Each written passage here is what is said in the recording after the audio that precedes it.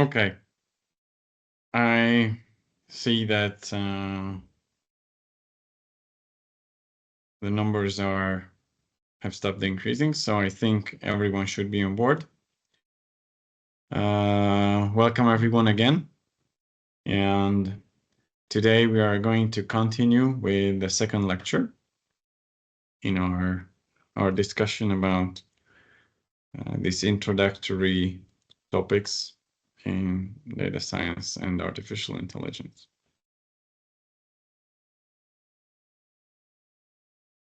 So today we plan to cover three main areas very broadly and not too much in detail because this is a short course, so we're fairly limited in terms of time. But at least we're going to learn about a lot of important concepts and how they can be used if you want to do artificial intelligence. So, okay, sorry, I'm going to go back. So the three main topics are problem solving, and we're going to look at specifically search, which is, as we're going to see, the most general approach to solve any kind of problems that you might face that requires some kind of intelligence. In the second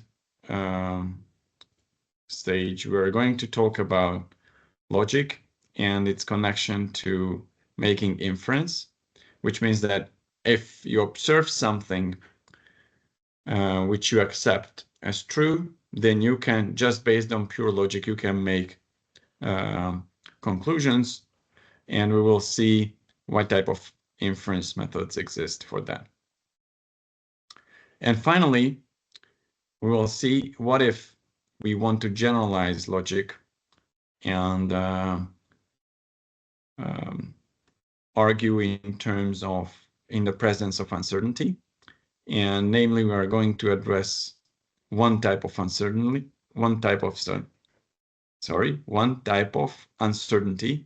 that is inherent in natural language, which we very oftentimes use in everyday life as well. So let's get going. And the first of these topics is going to be the general question of how to solve problems. If we want to discuss this, then there are a number of things that are connected. First and foremost, concepts. We're going to introduce a few concepts that are related to trying to solve a problem. And then we are going to look at how search as a general approach can be formalized so that you can use it for whatever problem you want to.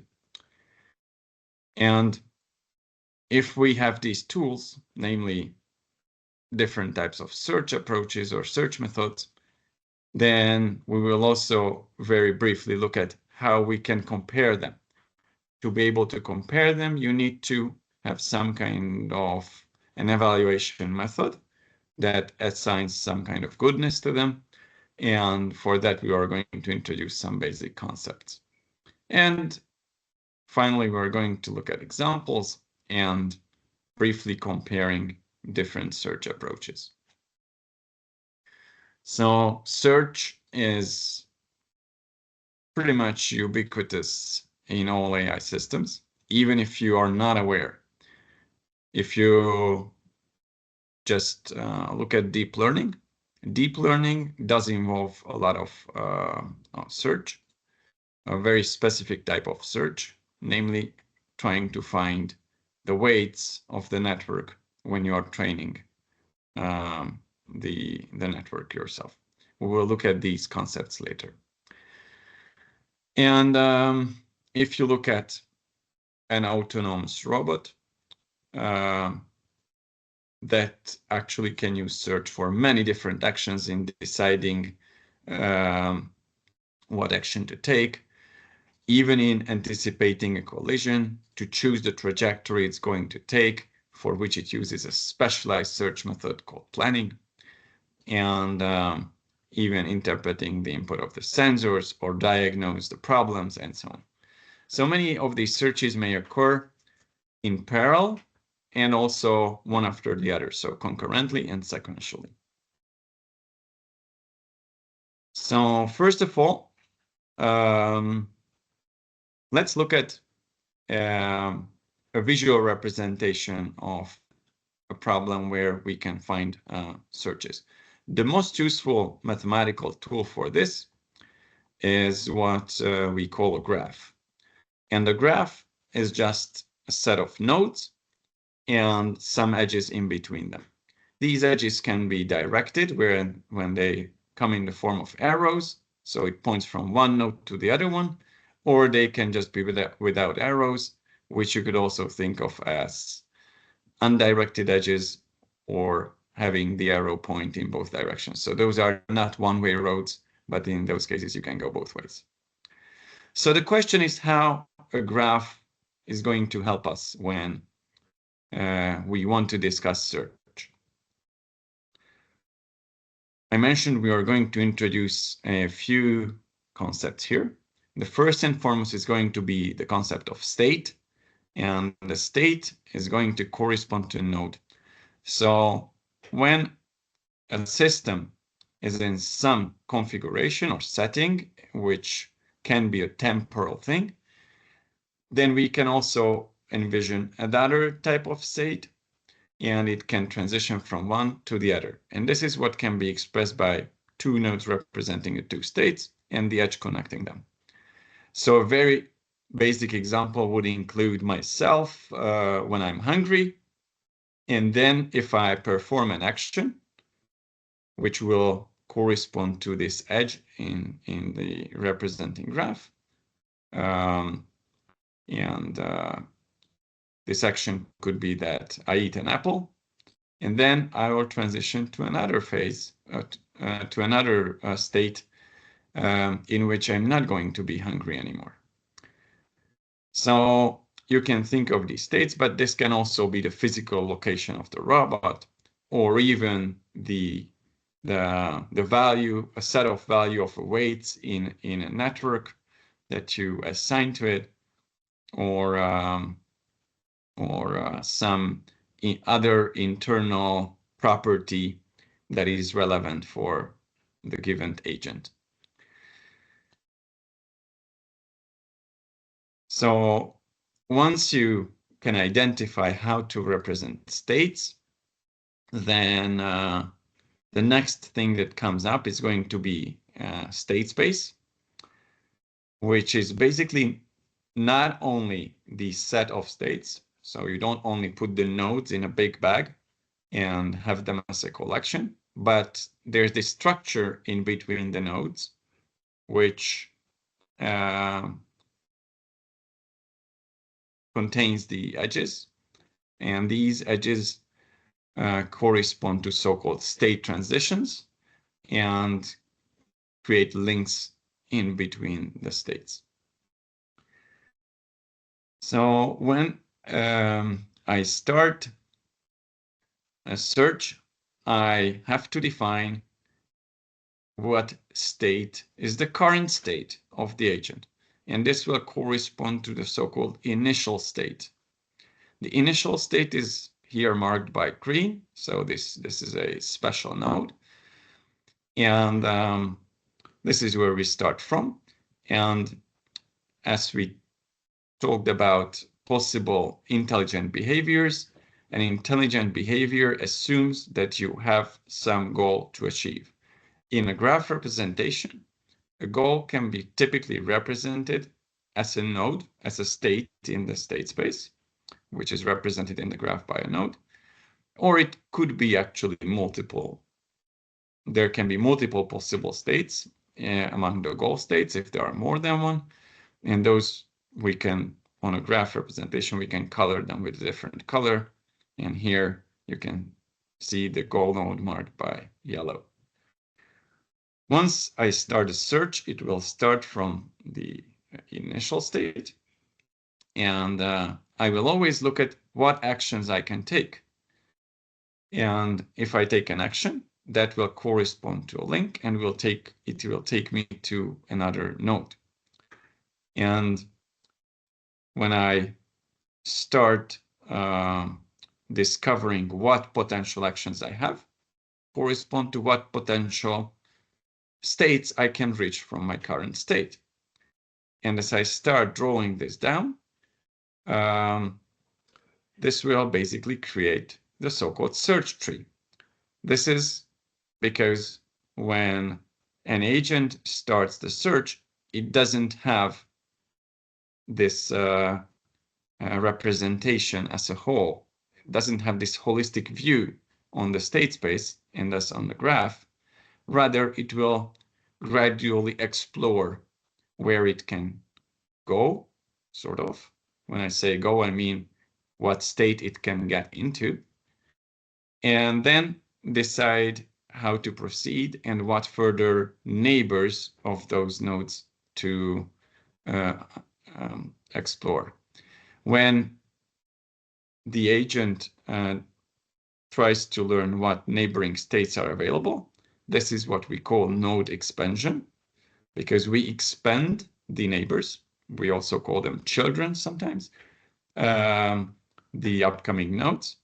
And then those nodes will be the ones that can follow, and the agent will have to decide which one to pick out of those. And eventually, this decision that the agent makes will correspond to the strategy of the agent, which we'll define in a moment.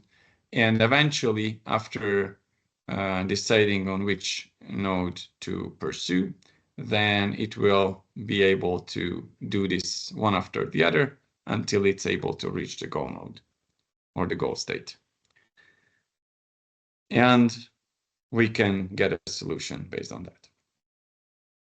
So we are only going to discuss very basic search methods where we assume that this world in which we do the search, so the problem itself, we also call it the environment, is not changing in time. So it's a static environment, and we can discretize it, which means that we can create tiny chunks in it, so which correspond to states that are equal to one another, and it's not a continuum of very gradual and infinitely refined set of states. And also, we assume that it is observable, so that we do have information about possible states wherever we look. So every information we need is available to us. And the last thing we assume is that if we take a certain action, it will always take us to the same state if we know what state we are in currently. However, in real life, these assumptions not always hold. So there are a bunch of other search techniques. So if you need to apply search in a more advanced environment, then these also have to be considered. To formally define a search problem, therefore, we need the initial state. We need this so-called successor function, which will give us, if we know what state we are currently in, this will be actually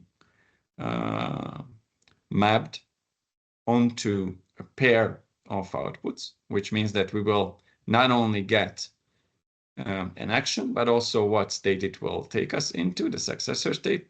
And because there are multiple such actions, we will get basically a list of pairs. Then we also need a goal test, which can tell us whether a certain node is a goal node. And we can also put action costs on the edges so that not each and every action has the same amount of cost. And when I say cost, I not only mean cost in terms of money, but it can be any type of resource that is scarce for the agent. So it could mean time, or amount of fuel or amount of power used or whatever other type of limited resource. Okay, are there any questions?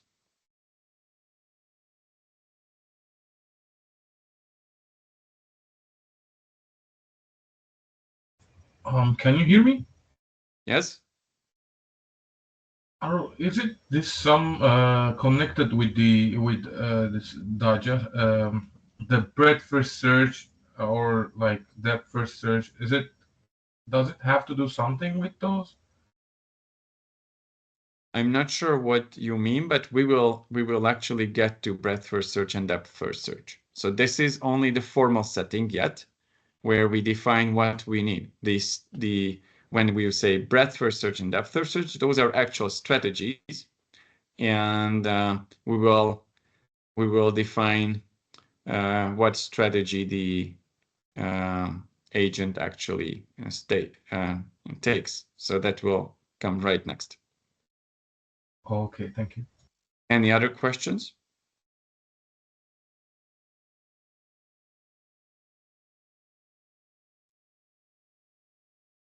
Okay, you can also put the questions in the chat channel. But now I will proceed.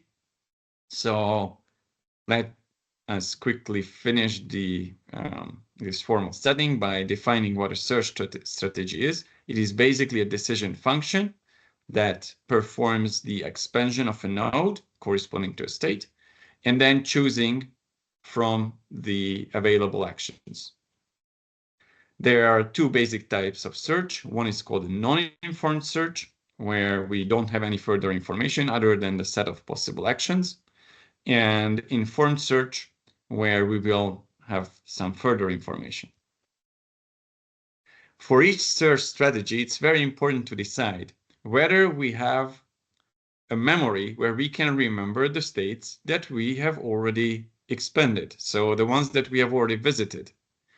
And that basically creates two major versions for any strategy, whether it can remember these visited states or it cannot remember these visited states. And this also means that if we happen to arrive, let's imagine a labyrinth, for example, where the locations correspond to states. And if I happen to arrive to a location where I've been to earlier, and I actually arrive this time, the second time, in a shorter route than in the previous time, then actually I will know that I've been here already, and I know that this is a shorter route. If it is a longer route, then I know that this route that I'm currently trying to explore is actually worse than the previous one. And if it's shorter, then I will know this is better than the previous one. But if I don't know, if I don't have this memory for the visited states, then this is not available to the agent. So in most cases, we will assume that such a memory exists. And eventually, to be able to decide how well our search strategy does, we will need some properties. These will include how much so-called time and space is required, which corresponds to the time needed to do the search and the memory needed during the search, so the amount of memory that we will make use of.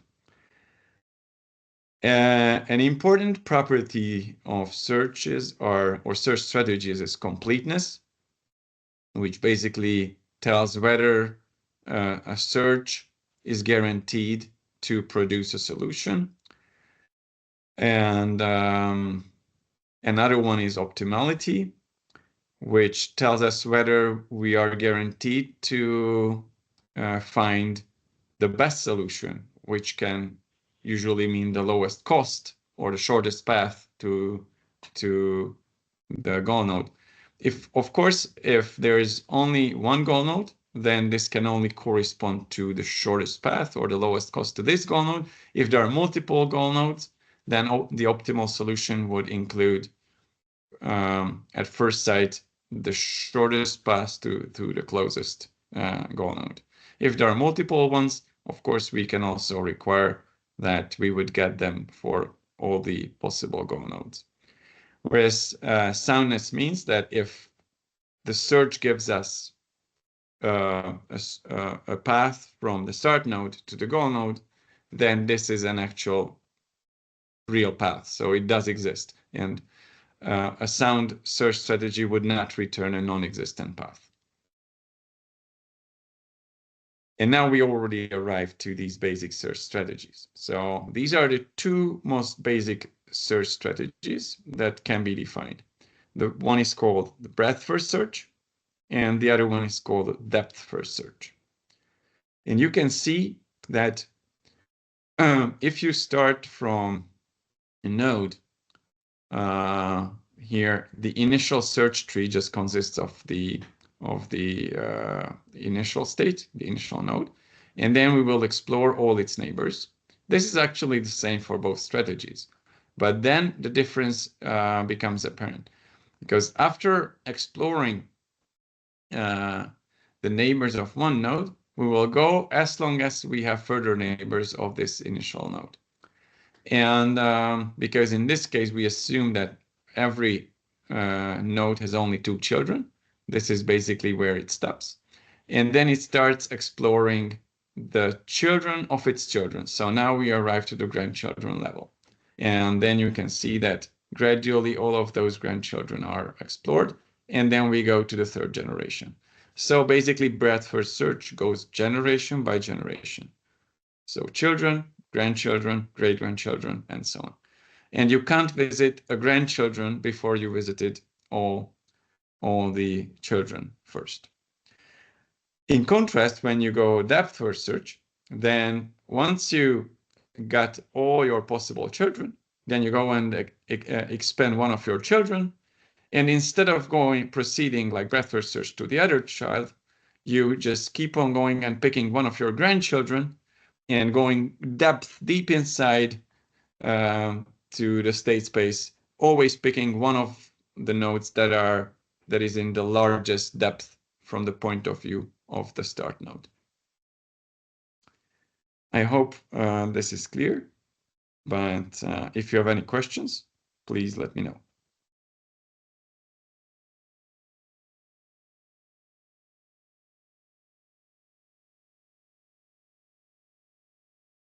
Okay. There is a question in the chat. Okay, thank you. There is best first search. Okay, so I will also talk about best first search. Best first search is a general method, and we will define it in a moment. But for that, we will need to introduce first the concept of the evaluation function. Best first search basically says that it's not a general method like here that you carve it into stone how to proceed. But for each of the nodes that you expand, there's going to exist a value which is returned by this function, and that value will be indicative for you which nodes would be worth expanding. In most cases, this is a cost value. So you want to minimize your cost, and therefore you're going to expand the one with the lowest cost.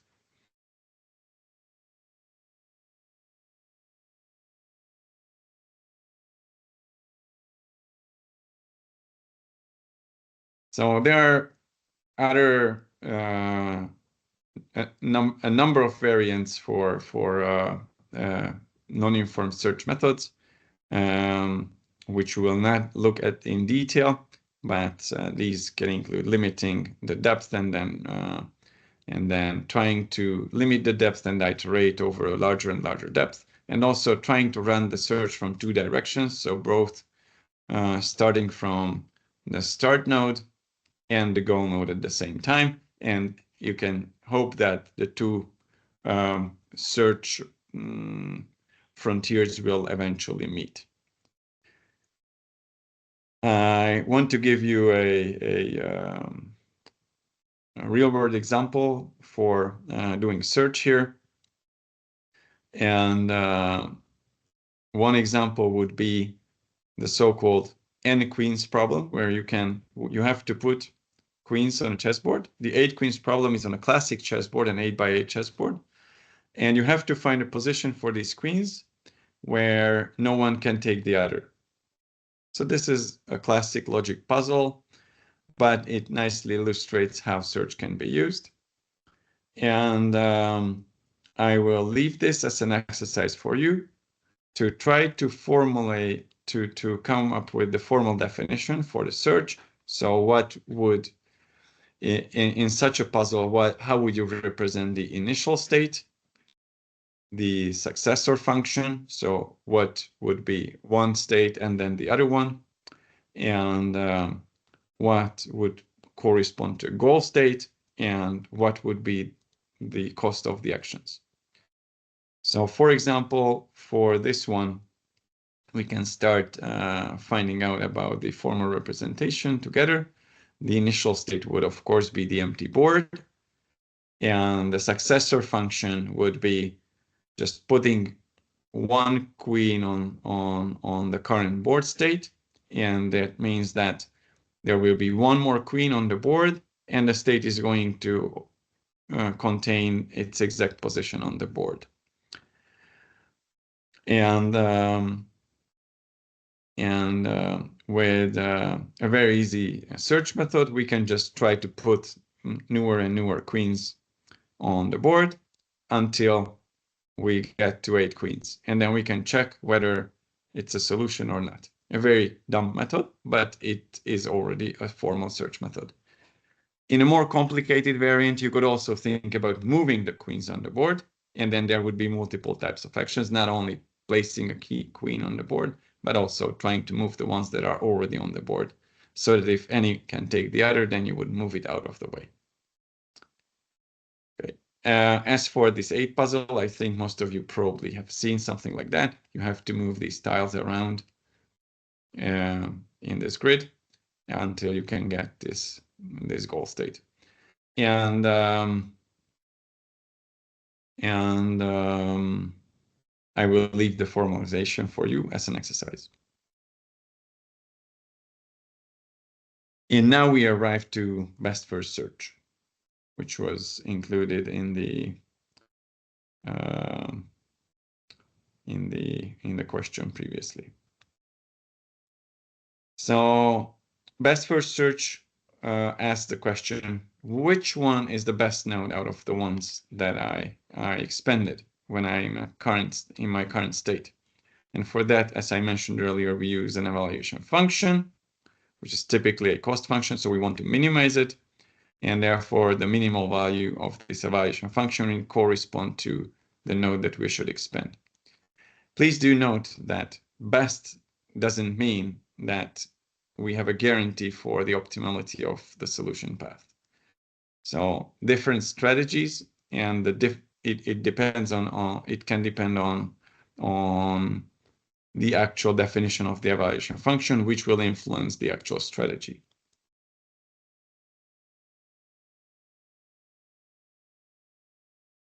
So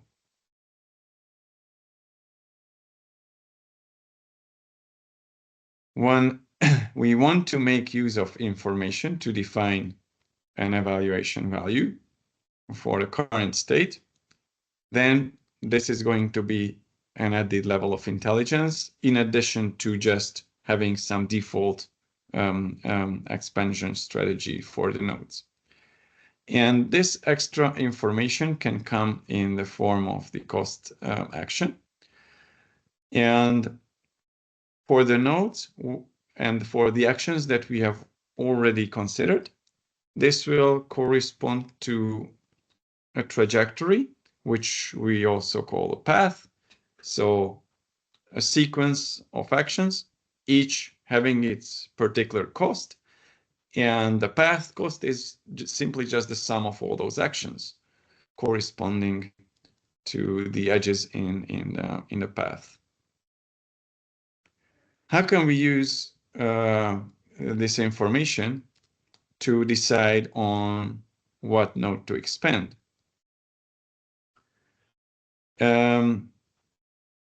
Because in each new state, we will face a number of possible continuation possibilities.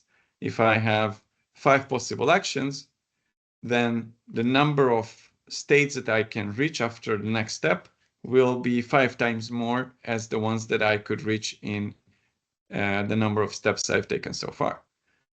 And although I'm currently only sitting in one state, so to speak, but I will have a number of new possibilities. And if you remember what we talked about yesterday, this will basically lead to the so-called exponential blowup, because the number of available states with each new step will be multiplied by the number of actions that I can take in a given state. So the question becomes how we can defeat this exponential blowup. And there are basically two possible approaches.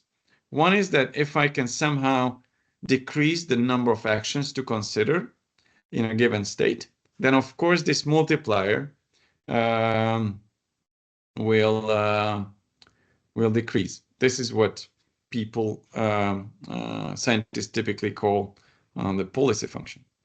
And another approach is to decrease the search depth, which basically corresponds to how I evaluate the upcoming states, which is called the value function. And there are further methods, and I just briefly mentioned Monte Carlo search here, which we do not have time to go into, but this is definitely something you might encounter, and this is closely connected to defeating exponential blowup. So the way to make use of the information that we saw for the path assigned to the actions, and based on which we could also define the path cost. So the cost from the initial node to the current node, we can actually make use of this in trying to estimate our cost that will occur from our current state until we get to the goal state. And based on this, we can define heuristics, and these heuristics can help the evaluation function to choose which node to expand.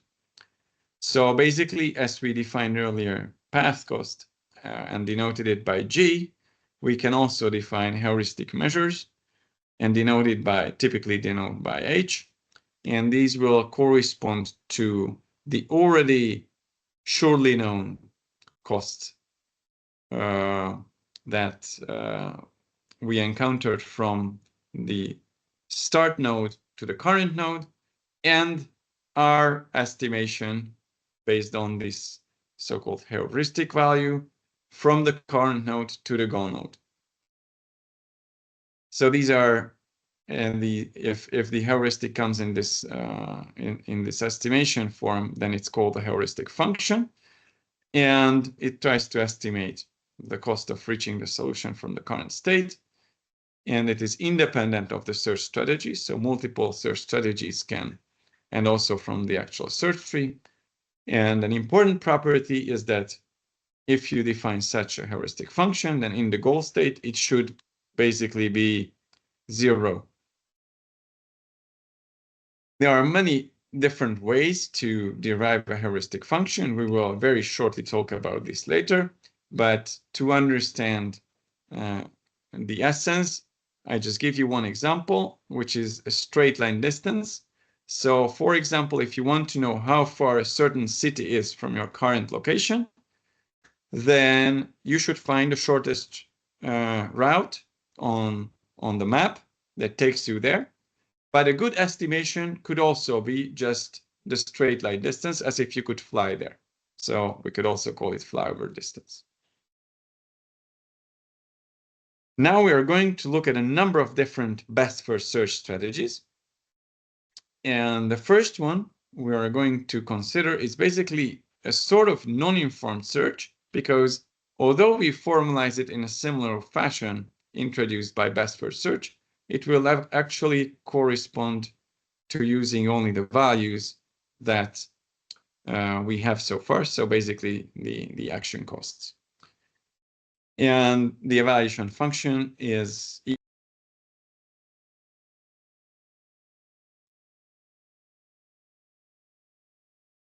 You are on mute, sorry.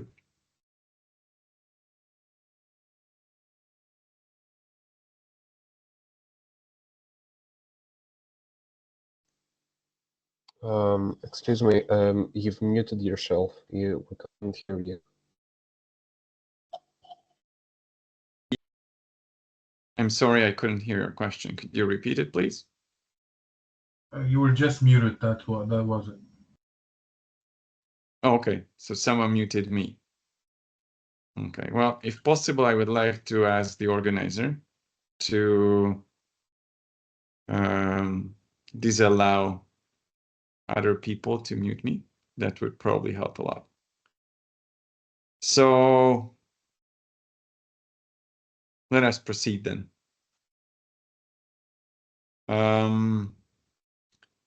So this type of search strategy is called uniform cost search, and it will always find a solution with the lowest cost. The only condition we have for that to be guaranteed is that the action costs must be positive. If there are any actions that have negative costs, which in mathematics is easy to imagine, and you could define such problems, but in real life, these barely occur. So if we have that, then we can state that uniform cost search, which we many times abbreviate by UCS, it can be proven to be optimal and complete. I hope you still remember how we defined optimality and completeness. However, because it doesn't have any particular direction to follow, it doesn't have any information in which direction the goal could be closer or farther away, it is usually actually very slow. So why don't we make use of the heuristic if we already defined what a heuristic was? So the second strategy actually does that. So instead of taking the path cost as its evaluation function, it will always expand the one with the smallest heuristic value. And if we still end up in a node from which we cannot make take further actions, and it's not a goal node, then we will have to backtrack. So step one back and try in another direction. And this is called the greedy search because it only looks at future costs. And if it sees a low cost solution, it will always try to follow that path. But it forgets about how much path cost has it occurred until now in order to get from the initial state to the current state. And because this is only the planning part, so we're only looking for the solution and the actual execution takes place later, going back and considering another node to expand is much cheaper now than when doing the execution. Okay, so this is a type of search which is called offline search. So we do the search in advance before actually taking the actions that are suggested by the search. Greedy search does have very particular problems. One of them is called the blind alley effect, which is caused by the estimates going wrong, and therefore, so if these estimates are not good enough, then we will make a number of superfluous curves, and also it may lead to non-optimal solutions because this heuristic function is only an estimation of the path cost to the goal. Now, we see that both types of approaches have their own problems. So in the 1970s, when people were trying to come up with newer methods, more than 50 years ago, a combination of the two was proposed, which was coined A-star search. And A-star search combines these two approaches, considering the path cost that occurred so far from the start node to the current node, and our estimation from the current node to the goal node. This was proposed by Hart, Nielsen, and Rafal, actually even before the 70s, 1968, and has become very widespread because it turned out to have very nice properties. So I'm going to show you a quick example on how this is actually carried out on an example containing some British cities. The start state here is London, and you can see the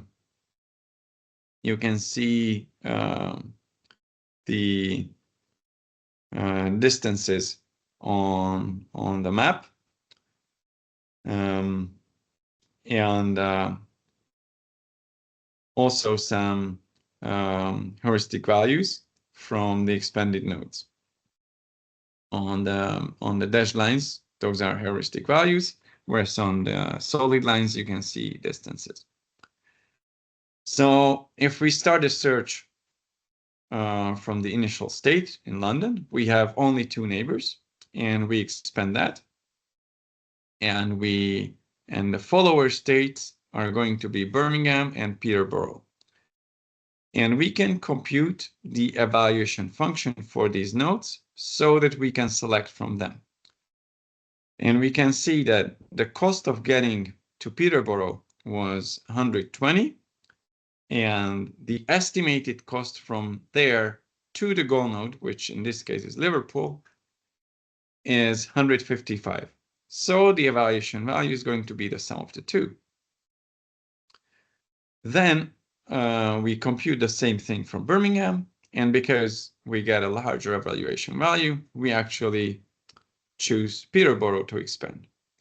So you can see that an informed search method, instead of having it hardwired whether to expand all the children first or to try to expand grandchildren or great-grandchildren, it will always just compute the evaluation function, and whichever gives the smallest value will be the one to expand next.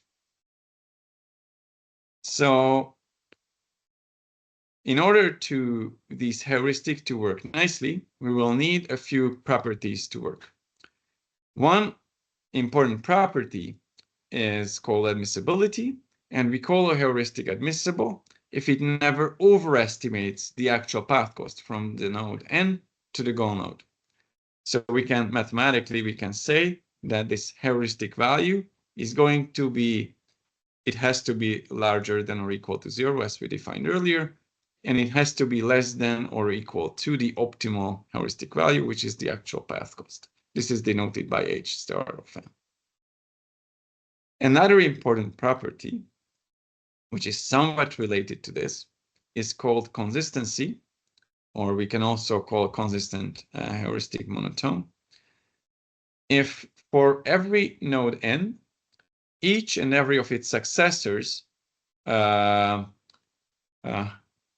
be described by, the corresponding actions between them can be described by the triangular inequality.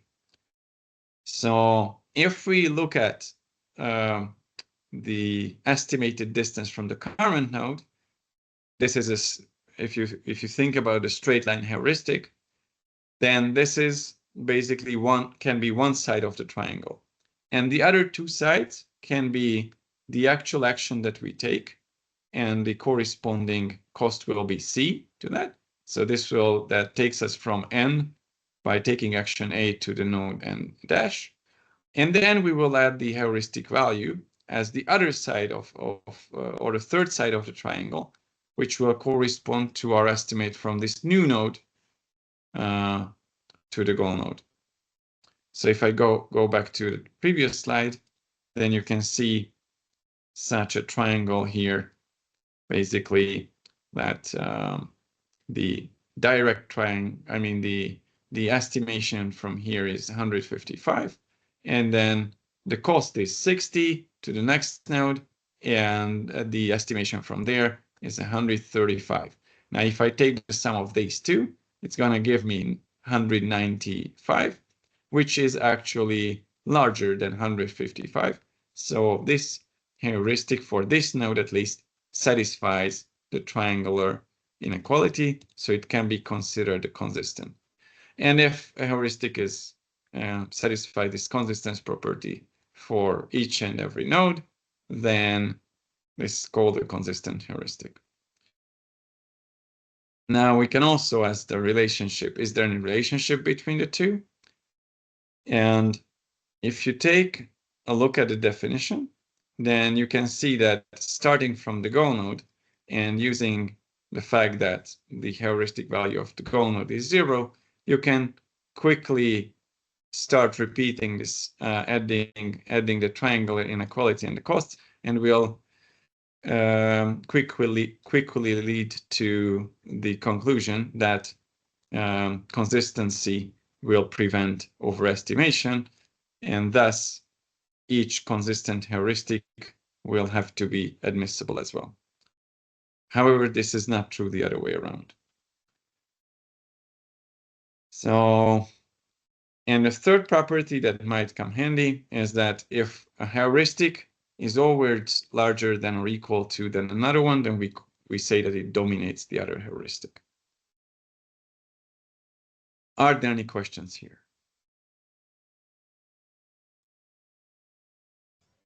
There are many questions in the chat, I guess. Oh, there are many questions. Okay, I'm going back to the chat. So,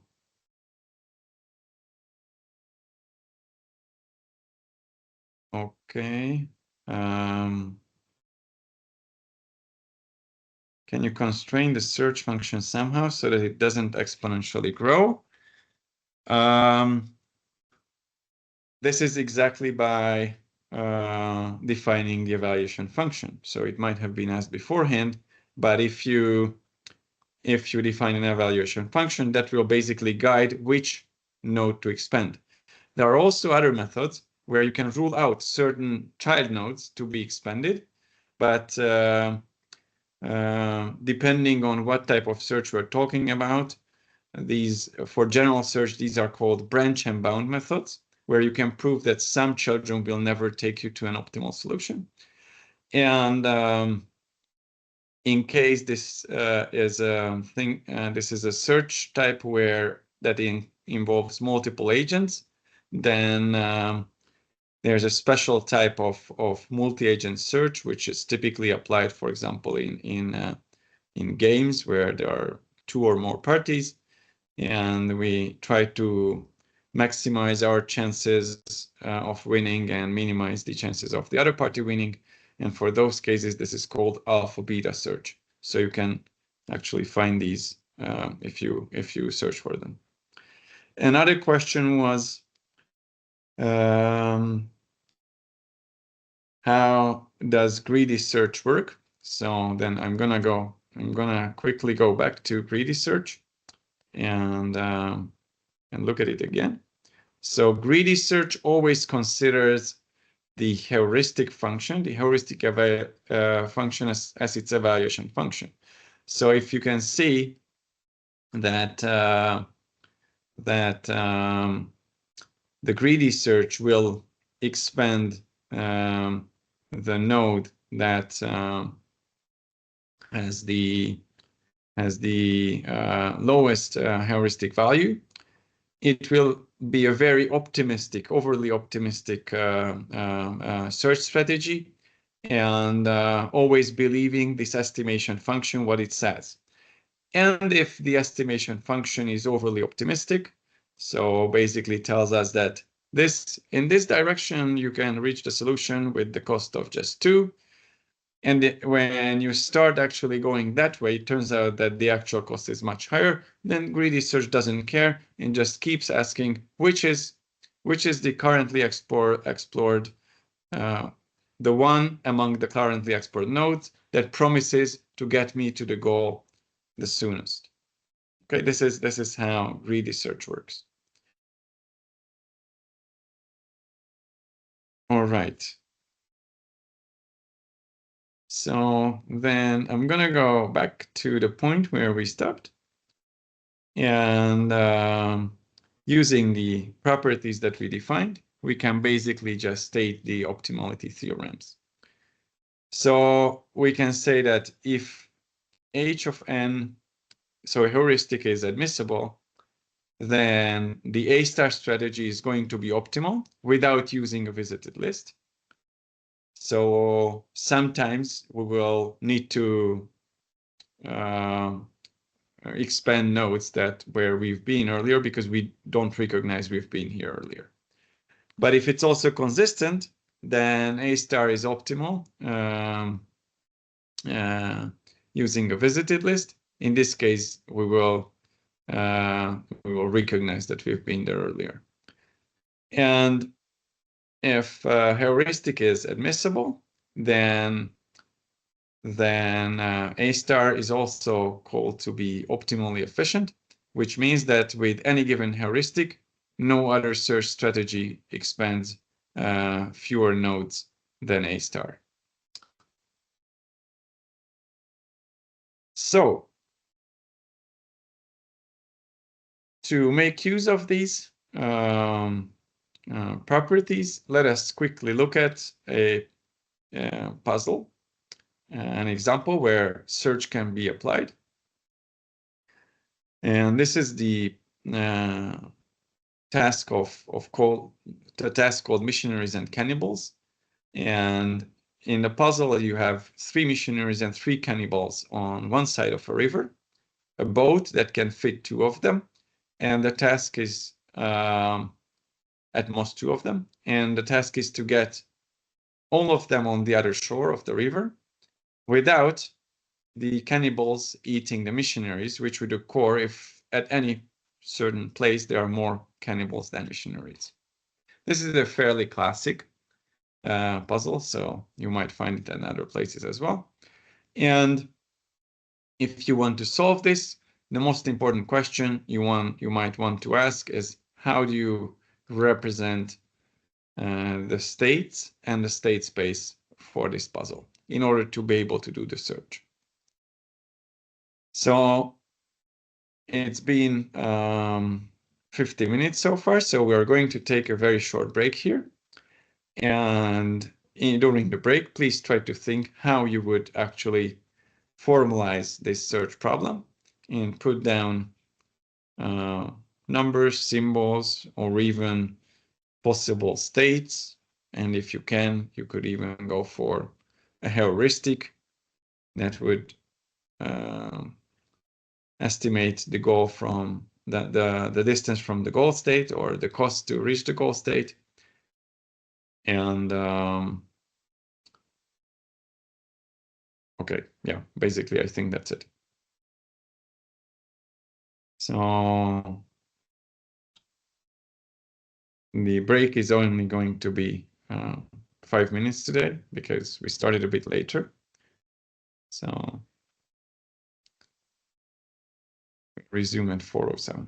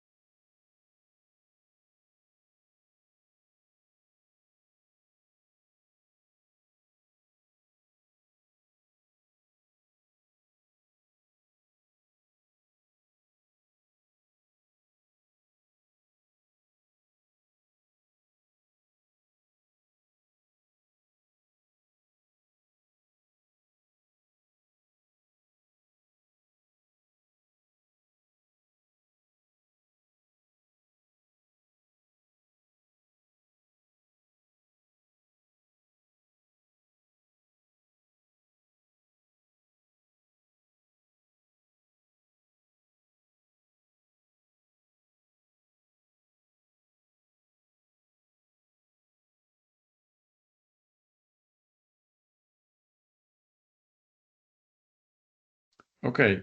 I see there's a question. I mean, someone is raising their hand. George Kantis or Chantis? It's the question. It's I wanna answer the question about nurse and the cannibals. That's why I've raised Okay. my hand. Yeah, we also have a proposal in the chat, I see, but please go ahead and tell us about your proposal.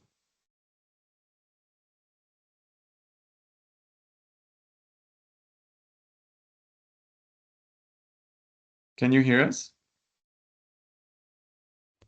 Yes, can you hear me? Yes, we can hear you now. Oh, okay. As I was saying, I came up with two solutions, one of which may be correct, the other one might be wrong, but it's an idea. So basically, the problem arises only when the cannibals outnumber the missionaries. Mm-hmm. In that case, we can put one of each every time the boat needs to cross the river. So one missionary and one cannibal each time, basically.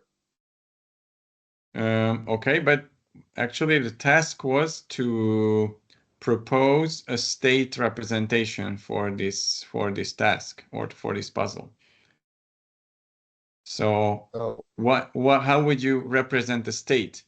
That questions that you started to go into actually is something that subsequent to first deciding on the state representation. This is an abstract thing, so you have to think in abstract terms, and it might seem to be trivial to some of you, but first this is what we have to agree upon. I might need to think about that for a minute, so if you want, you can move on to the next person. Okay, we have Garo Kachichian. I'm sorry if the pronunciation is not correct. It's okay. Yeah. So I've tried to come up with an idea that first we need to define our our set, the A, and I thought that I could put like I did it with elements that I put H and C, like humans and cannibals in the state. Mm-hmm. And then I have also described two functions which maps the initial state to the end state. That's our fxy, I assume. And I also came up with another function which maps the ending state to the initial state, because what I'm thinking is that the bot should also take back. So this is not one way. It's how do you call, is it called asymmetric? How is it called? So like it could be both ways. So I don't know if I'm right or wrong. Okay, but why do you need two functions? Would one of them be the state successor function? I thought that the second, so one function that maps the initial state to the end state, so which maps this, so we have starting state and we need to take these cannibals and missionaries to the other side. So I picked this initial state and the end state, and I came up with two functions, which one is for each direction, but I'm not sure if I'm right or wrong. Okay, I understand, but basically, for a standard search formalization, you don't need to have transitions in both directions. You only need to have one function, which is actually doable. If it's invertible, then you can just include the available state also for the follower state. So basically, you would allow a backward movement in the same function. Oh, okay. Then we have one function that has the backward movement as well. At least that's usually easier. Okay. We have also Sahaki and Arthur. Please go ahead. Yes, I was thinking that we can start with number of missionaries and cannibals. And I thought that we can represent like what we want to achieve, the other side of river, like 1.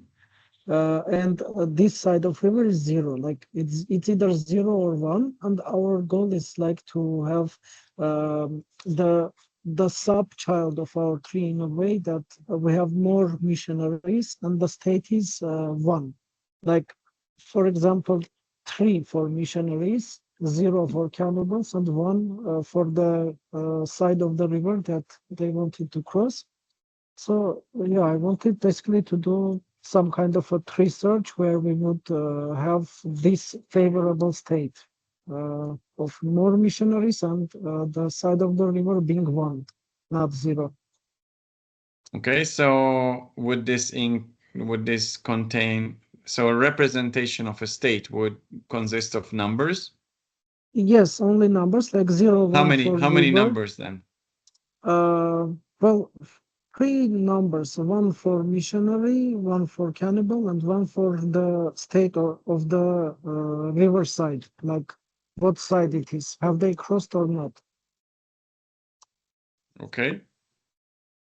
And how do you think you could easily compute the distance from the goal state for this representation? I think it would be like it would be a binary search tree, and we could do some traversal of that tree and find the favorable state, like in order traversals and yeah, that's right. State. Yeah. Leo Muthika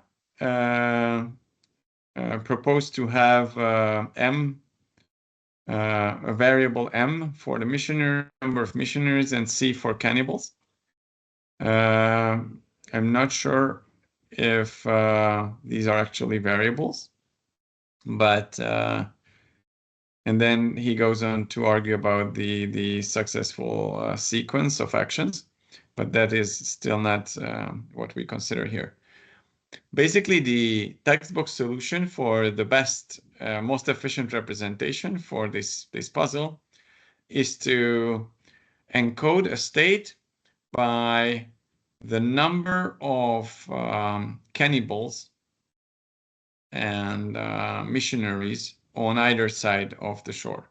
So you can, for example, encode these numbers for the opposite shore, and then basically it would only consist of 2 numbers, the number of cannibals and the number of missionaries. Of course, there's the problem of where the boat is currently placed. But if you think about, the boat will always go from one side to the other. So if the boat is not on one side, then we are sure that it will actually cross over to the other one. And the reason this is a good representation, because the boat can fit at most 2 people. So you can very easily prove that in an optimal solution, it's always going to be 2 people traveling first and then one of them traveling back, which means that one person will eventually has to take the boat back, and it can never occur that the boat is on a side where there are no persons, because who would have taken the boat there? Now, this is about the state representation. And then to define a good heuristic, basically, we will consider general methods that can help us in that. So let me just go to the next slide and talk about what a good heuristic can be. So first of all, we want heuristics to be admissible, as we agreed earlier, because that guarantees optimality and optimal efficiency. But they are hard to find because oftentimes they are implicit in the problem. Like, for example, the Euclidean distance for route finding. And the most useful way to try to find a good heuristic is to relax some constraint in the problem. What constraint did we relax when we proposed the straight line distance to come up with the Euclidean distance in route finding? We relaxed the condition that the constraint that the agent has to keep moving on existing roads. And we thought that it's always possible to go from one city to the other in a straight line route, even if there's no road there. So we relaxed these conditions, we have let it go. And that means that we also made the heuristic by relaxing this constraint admissible, because if it doesn't meet some constraints, that it's probably going to be an easier or an optimistic estimation of the true cost corresponding to the true real shortest path to the goal. And it cannot get longer because we didn't introduce further constraints. Rather, we have kept some constraints and let go of some others. Okay? So we didn't relax the condition that we have to arrive to the goal, for example. So for the missionaries, we can say that let's not worry about missionaries getting eaten. And then the heuristic would only basically count the number of people that are on the opposite side. Well, if we want the heuristic to work well, actually we should define it in a way to count the number of people on this shore. And if no people are on this shore, then everyone has to be on the other side. That means that the heuristic value will be 0, and that corresponds to a good definition of the heuristic, because then we are in the goal state already. And then the heuristic could just easily be, for example, the number of people on the initial shore. Okay? You can check if this works well, and please do it as a homework. And if you find that it doesn't quite work well for some reason, you might need to make a tiny adjustment, then please do that adjustment. It's just probably doing a very simple arithmetic. Another property of heuristics is how long does it take to compute their value? Because we are considering to finding the shortest route to, or the shortest cost towards our goal state, but actually our overall goal is not to find the path that is shortest and quickest to pass through, but we should also consider the time it takes to compute that path. So it's not only that executing or walking that way should be minimal, but executing the search and then executing the actual plan. So walking through the proposed path should be, the sum of the two should be minimal. And if the heuristic is very hard to compute, then when we try to do the search, then it's going to take a lot of time to compute the nodes. So we should probably, it might take even longer than using a heuristic that gives not as good estimates as this one, but can be computed way more easily. If you look at the Euclidean distance or the heuristic proposed for the missionaries problem, then you can see that these are easy to compute.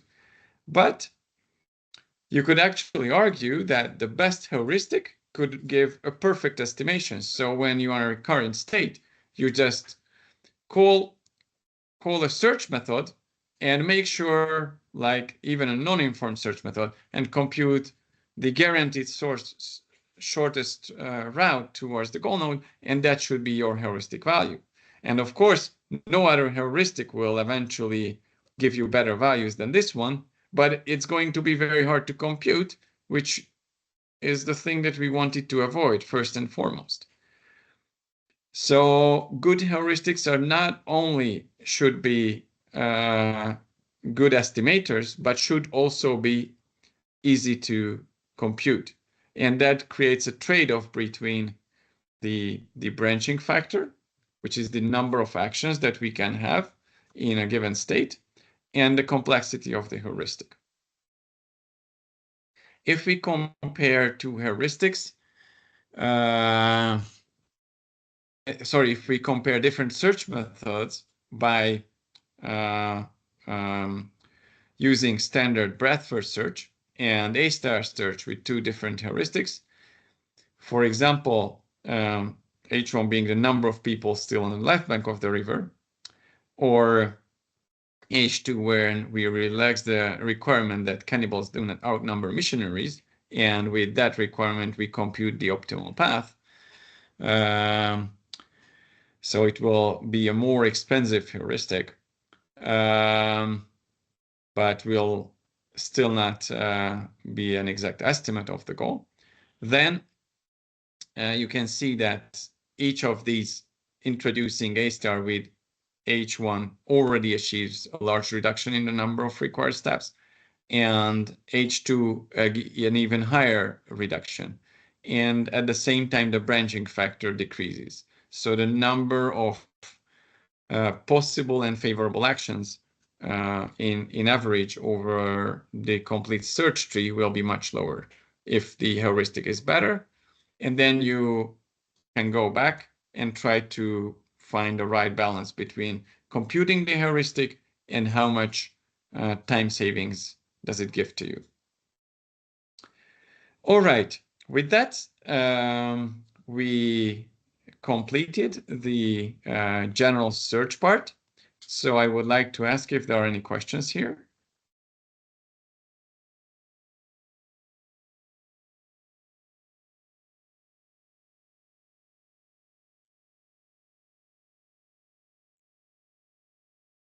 Okay, it might be a good idea to write down your questions either for yourself, and then when I stop, then you have the possibility to ask, or you can directly write them in the chat channel. So now I'm going to proceed to a second part of the search discussion, which includes so-called local search methods.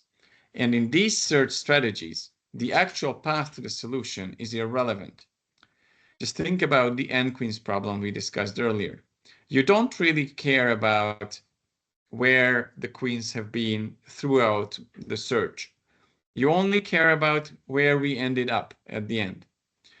And there are many real-life examples, such as circuit design, or in mathematics, the automatic layout of graphs, where we don't really care about what was the actual path, how that led us to the given configuration.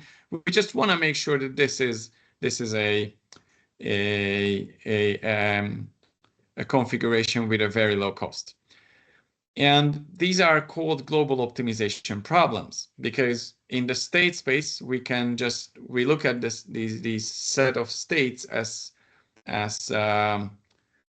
complete configurations. So each state corresponds to each of our variable being set in some setting. So for example, for the n-queens problem, each of the queens being already assigned a particular position.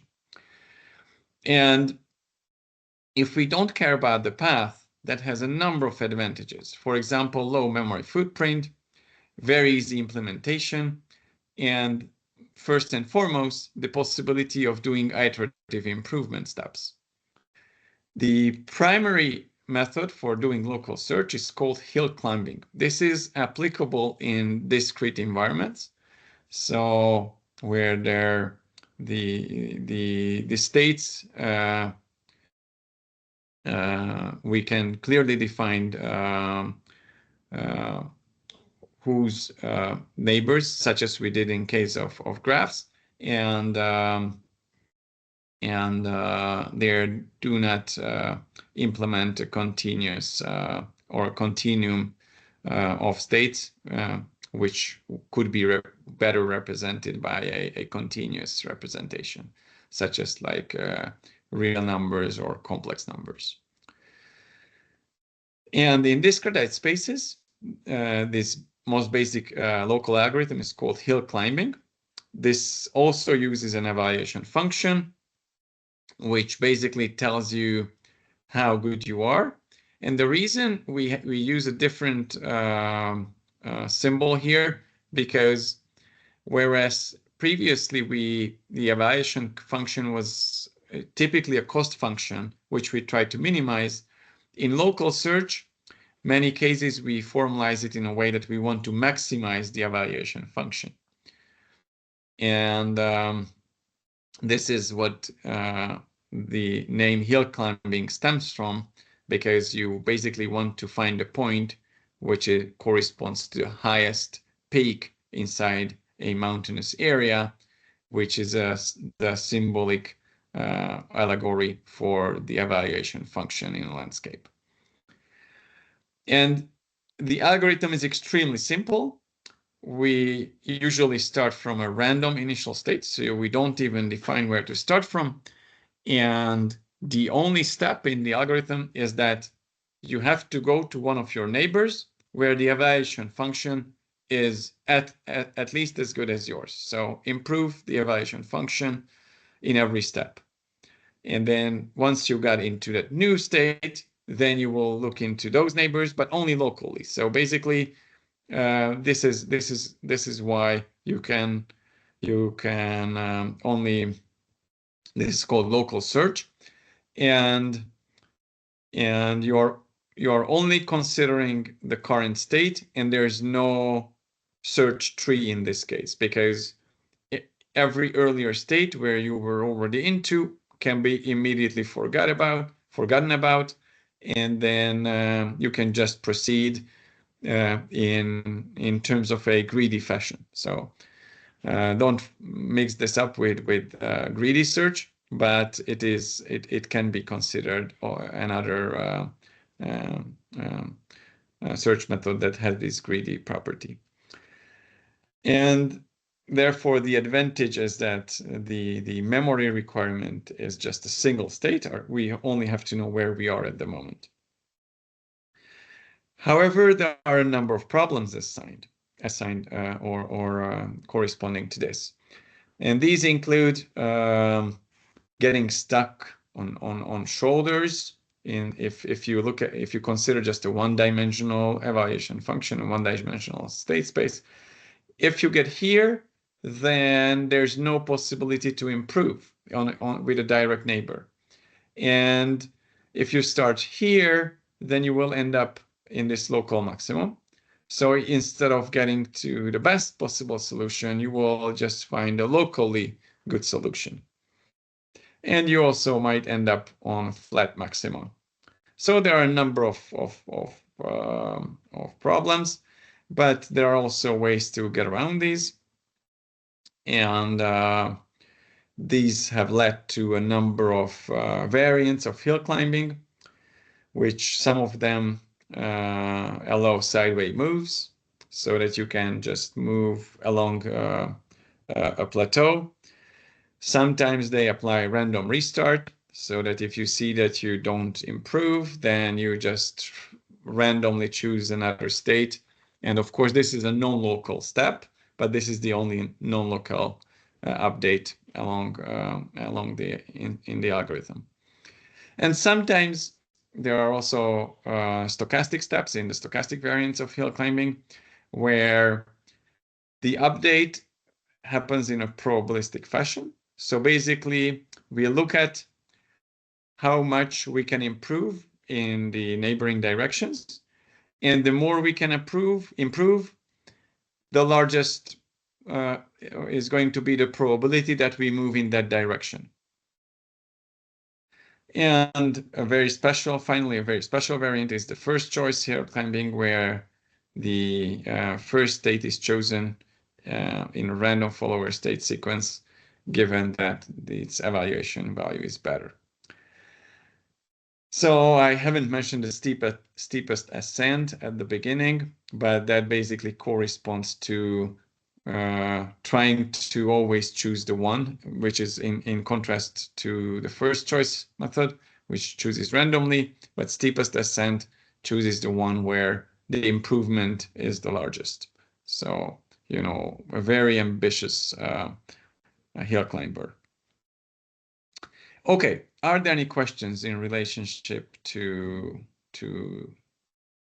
local search?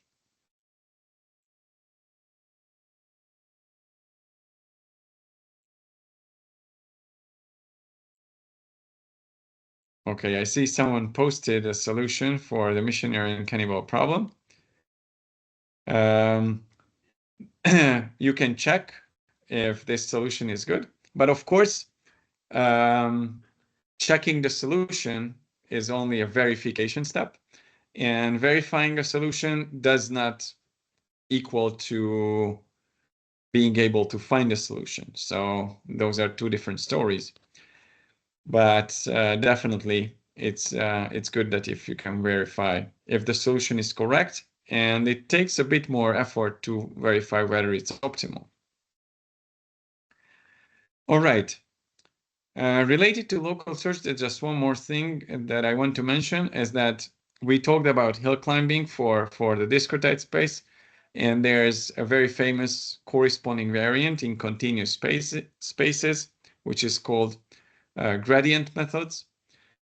And there's two main variants depending on whether you want to maximize or minimize the evaluation function. So in one is called gradient ascent, and the other one is called gradient descent. So both variants exist. Okay, then let's move on to our second topic today, which is inference and logic. And this is going to be fairly quick. We don't have too much time to cover this, but you definitely need some basic understanding of how what inference means and how logic can be used. So I'm basically only going to explain this through some examples, except for the very beginning, where I would like to tell you about logical inference schemes. There are three main types. The first one is called deduction. This is a formal logical reasoning. And the main property that this can only come to conclusions that are always correct. And this means that the consequences that it infers have to follow logically from the initial assumptions. These initial assumptions are usually called in logic premises. And in the example we have on the slide, there are two premises. A very classical example, all men are mortal. And the second premise is that Aristotle is a man. And using deduction, we can combine these two premises and conclude without any doubt that Aristotle is a mortal. So this is a deduction step. Another type of inference step is called induction. Induction is a generalization step where you make an observation and which you believe to be true in that given situation, and then you want to find out what the situation is in cases that you don't have the chance to observe. So for example, for future scenarios, you can generalize in time, or you can generalize in space for cases where you are not located, so therefore you can't observe them there. So the example says the sun has risen in the east every morning so far, and this is something that you could observe yourself, and you can conclude that the sun will also rise in the east tomorrow. This kind of inference is very typical for humans. We make it every time. So a typical household has seen many such examples when some of the family members complain, you always leave your shoes here, or you never put the toothpaste cap back to its position. And these are actual induction steps, because these claims can actually be proven wrong once the person who is being complained about actually decides to do it in a different fashion. Actually, that's typically the reason of such complaints. But we humans, we don't really mean this in a formal logic scenario or a formal logic sense. And even if we make induction steps in outside of these household scenarios, these can sometimes be wrong, even the one that is on the slide. So you could think about very specific scenarios when the sun would not rise in days tomorrow. And I don't want you now to give me examples for how the world may end today, but in a logic fashion, you cannot outrule the possibility, for example, of the sun exploding, even if physics tells us that it should not happen this early. And finally, abduction is a step where we try to choose an explanation. So basically, the premises are, in this case, are, for example, flu causes fever, and Peter has fever, which, for example, a doctor can observe. And then we expect the doctor to make an inference step. And the doctor usually uses abduction to find out what the causes are. But of course, this is also something that might go wrong. Doctors cannot be sure that their conclusion is always correct, because there might be other possible causes for the things that they observe on their patient. So this is the third type of logical inference step. And we are only going to focus on deduction today, even in this very short discussion. And the most famous deductive step can be formalized by the so-called modus ponens step, which uses two premises that you can see above the line. And in the premise on the left side, there's an arrow, which we call implication. And we say that A implies B. This is how you would read this notation. And if you know that A implies B, which means that if A is true, then B has to be true, which is a basic logic operator. And you also know that A is true. So although the left premise is only a conditional statement, the right premise, it has no conditions. And luckily, this right premise satisfied the condition of the left statement. Then modus ponens tells you that the B statement must be true. So this is how, from a conditional statement and a non-conditional statement, you can actually come to a conclusion, a non-conditional conclusion. Okay? So if you know both are true without further conditions, then we can deduce what is below the line. So this is a deductive step, and the most famous one that was already invented by Greek logicians.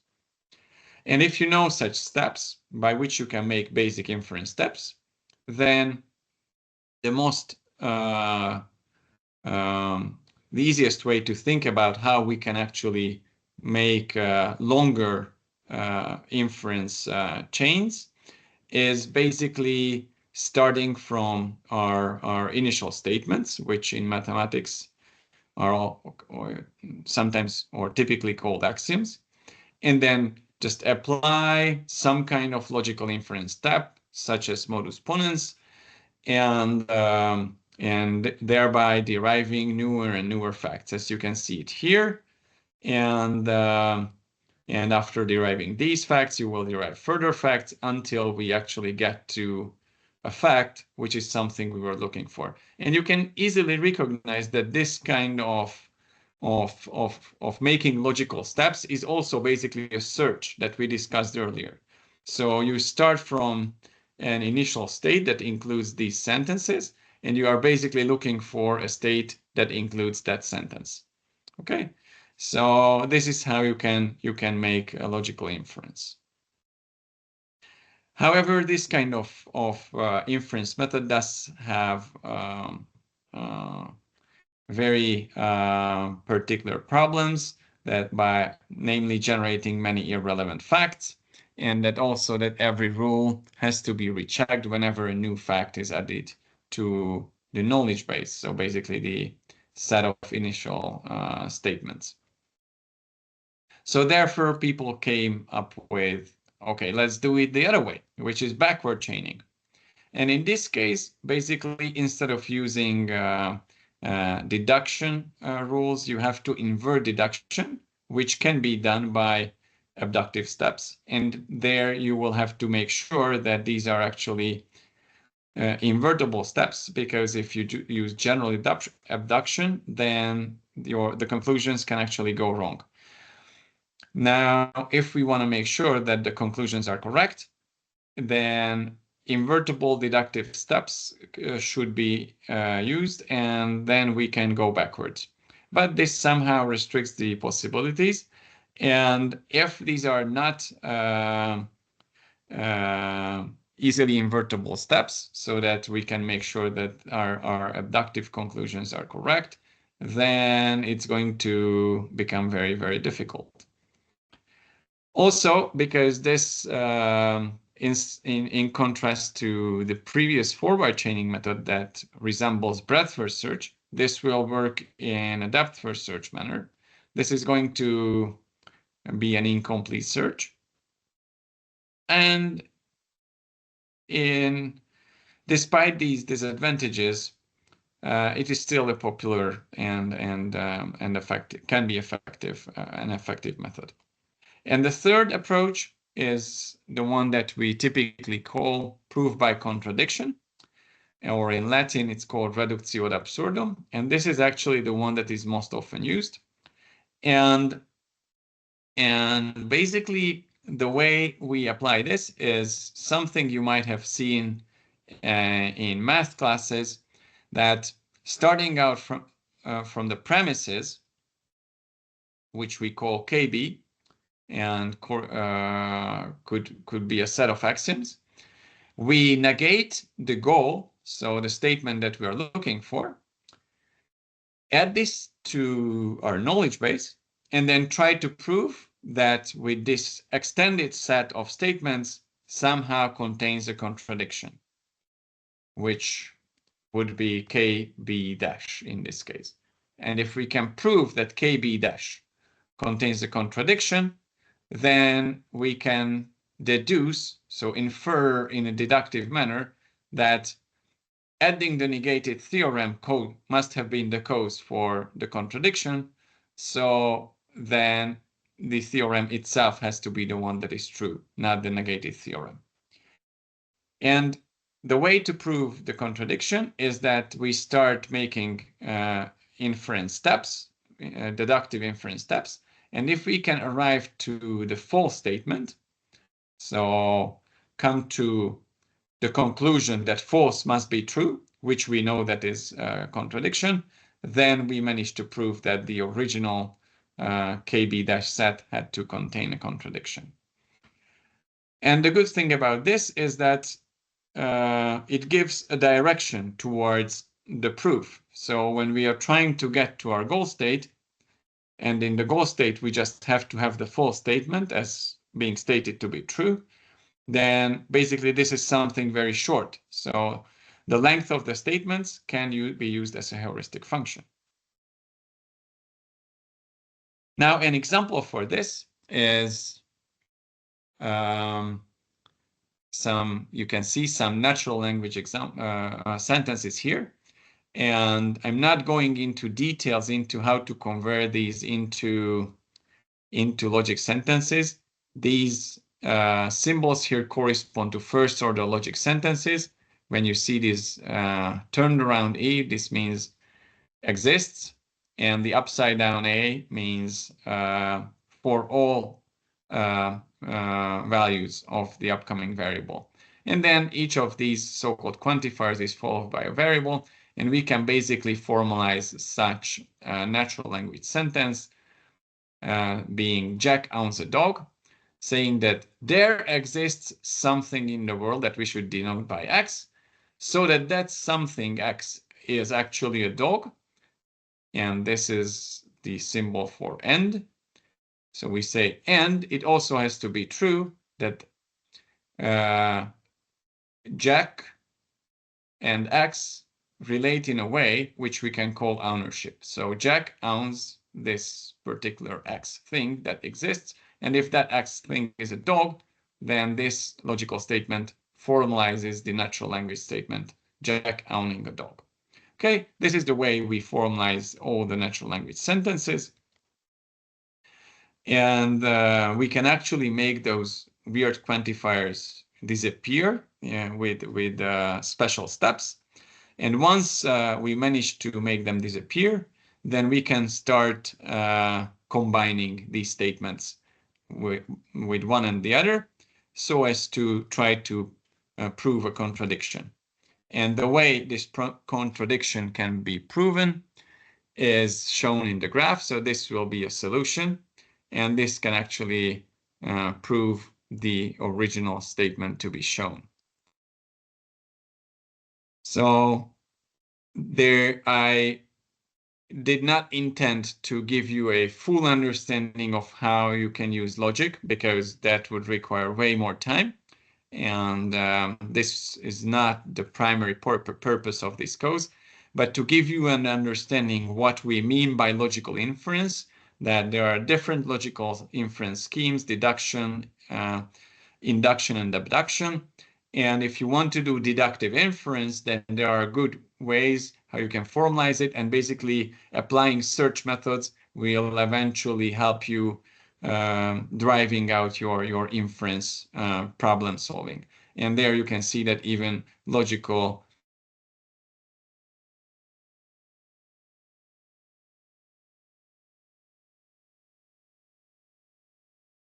You got muted again, sorry.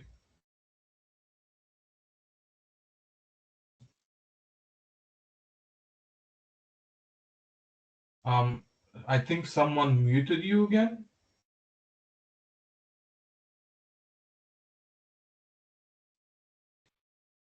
Okay, thank you. Yeah, I hear you. Now I muted myself. Was there any other question?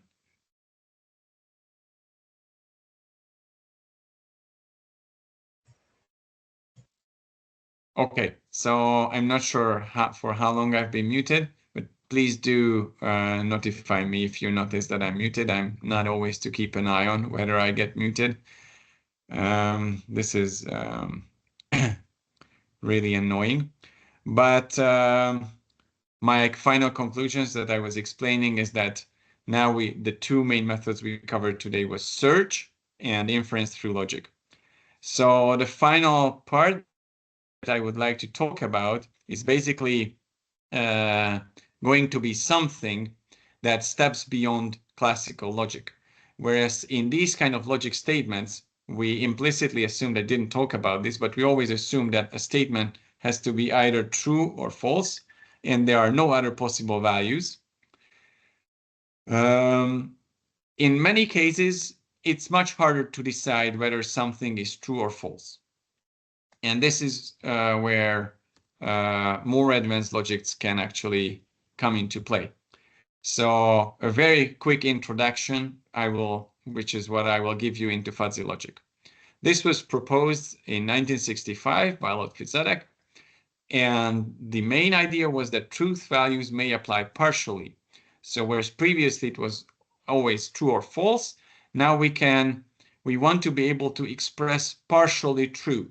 So for example, if I ask you about a person being young at the age of 25, then most university students would agree that a person being at age of 25 is young. But if you ask a child in elementary school, then they would say, no, someone with being 25 years old is already an adult and is not young anymore. So our understanding of concepts is not clear. There's an inherent vagueness in natural language, and that results in the lack of well-defined boundaries between these concepts. And if you want to create a mathematical model, then you will have to create, instead of strict lines, you will have to create shades. And whereas previously you could think someone is either young or not young, now we will need to be able to say that, okay, someone who is 25 could be young to 50%, okay, to an amount of 50%, okay, or to 80%, or whatever. But it can be somewhere between true and false, of course.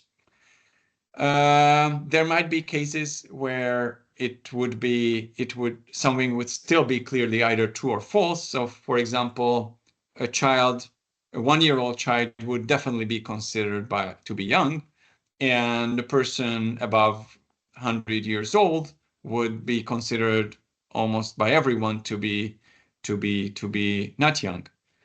But that doesn't mean that these will not, we will still be able to express these in fuzzy logic. So Lotfi Zadek proposed to introduce fuzzy sets, and we are going to talk about tall, young, and bigger in these manners. And to be able to extend the classic true or false setting, he proposed to introduce the so-called grade of membership. We create sets in classic logic, and if a statement is true, then we can state that it belongs to a set. So a young person belongs to a set of young people. Now with the grade of membership, anyone will be sort of a member of any set, but we can define how much it belongs to the set. And those statements who used to be true will have a membership value of 1. So they will be complete members. Those that were false will have a membership value of 0. And then anyone else in between will have a partial membership. And when we define this, we can also define fuzzy sets. And fuzzy sets will list all the members along with their membership values. So typical membership values from classic logic could look like these kind of so-called crisp functions. So you are either young if you are under the age of 30, or you can be non-young if you are above the age of 30. With a fuzzy set, this boundary can be more gradual, and there can be people who are partially young. There are many types of membership functions. This is not dictated by theory. This is dictated by common sense. So whatever types of membership functions you want to come up with, these are the ones that are corresponding to the formula on the previous slide. So they can be monotonically decreasing or increasing, or neither of those. Upwards triangles or downwards triangles, whatever is needed by the given concept. And you can also have, in addition to these linear curves, you can also have smooth curves. So, and there are the formulae, and this is how they look like. You can have S curves, Z curves, pi curves, and so on. And it's up to the person who creates the fuzzy system to define how these curves look like. And once we have these fuzzy sets, we can also define the classic operations over them to create fuzzy union, fuzzy intersection, and fuzzy complement. Now, because we are a bit running late, I'm going to step through a few slides here, but we'll only show you the visual explanations. So, for example, a fuzzy end would correspond to such an output membership function between these two input membership functions. So you always take the stronger of the two.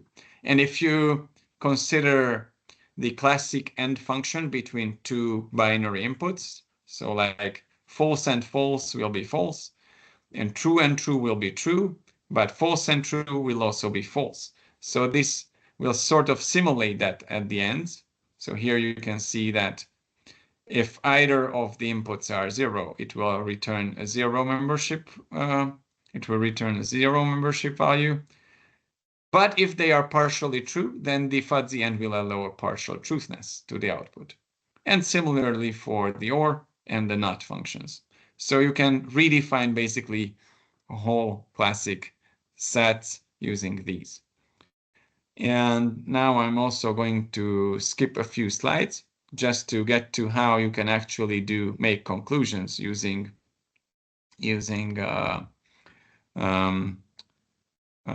fuzzy sets and a fuzzy version of modus ponens. So here you can see that there are, for example, we have a statement that A implies B, which will all have their corresponding membership functions. So here you can see mu A, and here you can see mu B. These are, let's assume that these are the membership functions. And then instead of being able to observe A, as in classical modus ponens, we can only observe A dash. And that means that A dash will be a set that has a different membership function. So when we want to conclude, instead of being able to conclude B, well, the conclusion that we will be able to make will be B dash. And the way we can compute the membership function of that B dash statement will be the following. So you take A and A dash, the two membership functions on the input side, and you take their intersection and find the point which is the maximum from the area that they are intersecting. So you should focus on this small triangle here. I hope you can see it as I show it with the mouse. And then the maximum value of membership as inside this intersection small triangle is this one. This is what we call the alpha value. And if you propagate this for the output membership function, then you have to just take the end value of this constant and the output membership function mu b. And then you will get mu b dash. Okay? And that will define a new statement which you can rely on. So with that, I would like to conclude discussion of fuzzy logic. In the slides, you will find some other alternatives, which we didn't have time for today. But if you have any questions related to those, please feel free to ask. Tomorrow, it's going to be Anna Gelencsér-Horváth, who is going to give the DS and AI lecture. And she will also be able to answer questions if you want to contact her in person. So thank you very much. And with that, I finished the lecture.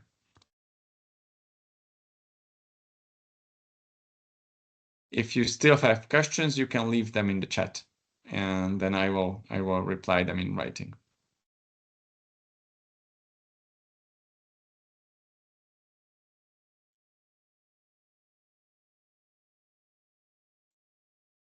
So should I ask a question? Can I? Or we'll leave it for other day? You can ask questions now as well, of course. Yeah. Just I wanted to end the session so that you still have time to check in for the next course that starts just now. But if you want, you can ask. I will answer here. If you just go to the slide of the induction and deduction. Yes. I will go back in a moment. Yeah.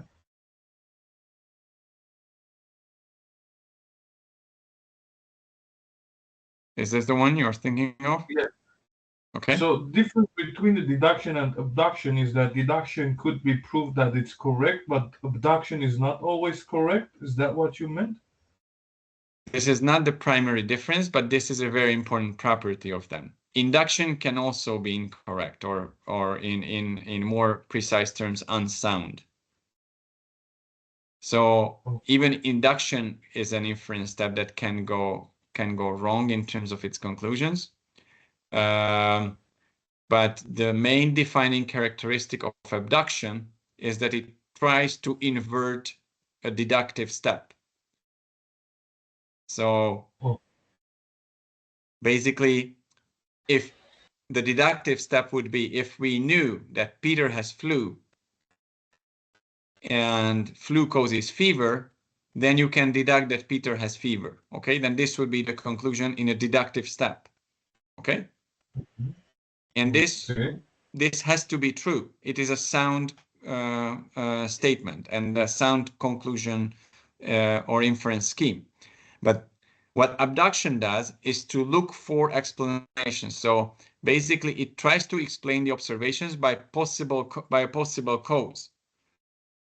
And if it's a probable cause, then of course the conclusion will be probable, but there's still a chance that it might go wrong. If there are multiple possible causes for the given observation, which means that this deduction is not invertible, then when you try to choose the wrong explanation, then the conclusion might be wrong. This is in the doctor setting, this is called misdiagnosis. So when the doctor makes a conclusion, okay, you must your illness must be this and this, therefore you should take this and this medication, but there's a chance that this conclusion is actually wrong, and later on it turns out that you've been mistreated. So this is a very unfortunate situation, but it does happen in medicine. Yes. Okay, so if you try to remember what abduction is, then choosing an explanation or finding a probable cause. Okay? Okay. All right. Thank you very You're welcome.